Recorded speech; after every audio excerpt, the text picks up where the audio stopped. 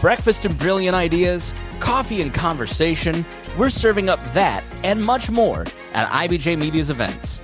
Join us at an upcoming event and kickstart your day with fresh ideas and new connections.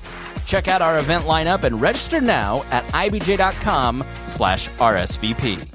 This is Inside Indiana Business Radio for the afternoon of Thursday, May 14th, 2026. I'm Alex Brown.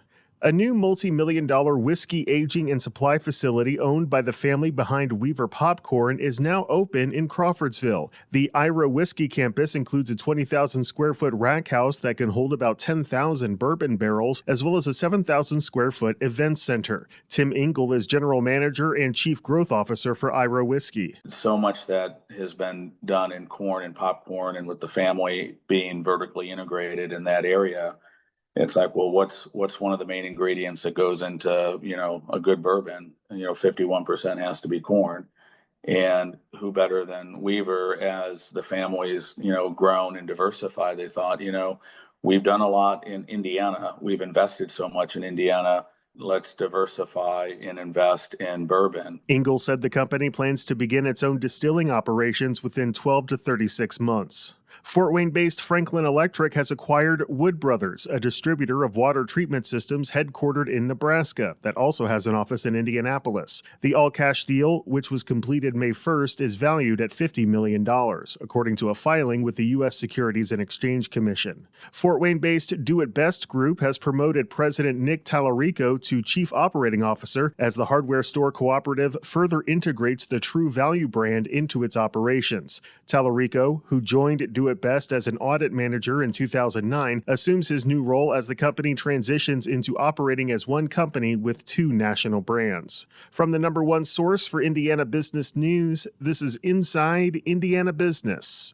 Radio. Indiana, start your engines. Join us from the Indianapolis Motor Speedway for our Emmy Award-winning Business at the Brickyard, presented by LiUNA. All month long, we'll bring you exclusive interviews, features, and a behind-the-scenes look at how the business of motorsports and racing drive the Indiana economy. Business at the Brickyard.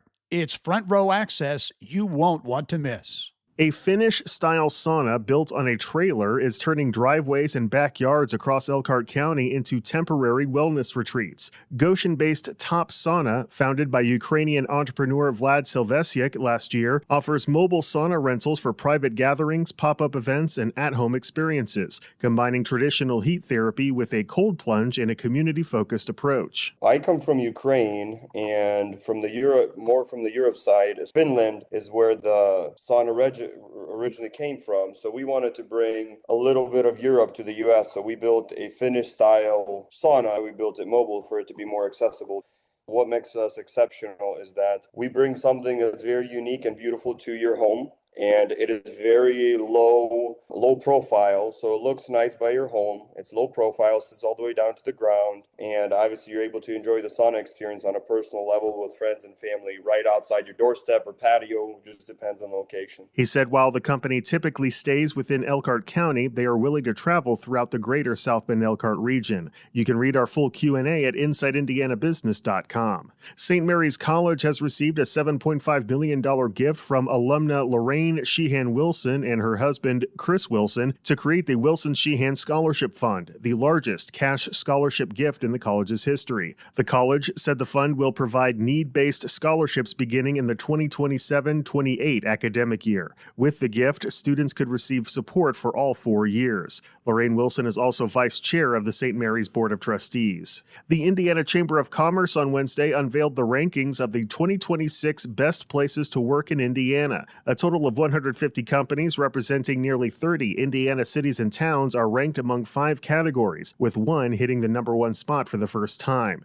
The top-ranked companies are Bedford-based employee benefits company JA Benefits, Indianapolis-based IT services and consulting company C-Spring, Indianapolis-based software company eGeneering, Indianapolis-based benefits broker McGohan Brabender, and CapTrust, a financial management firm with locations in Chesterton and Indianapolis. You can view the full rankings at InsideIndianaBusiness.com.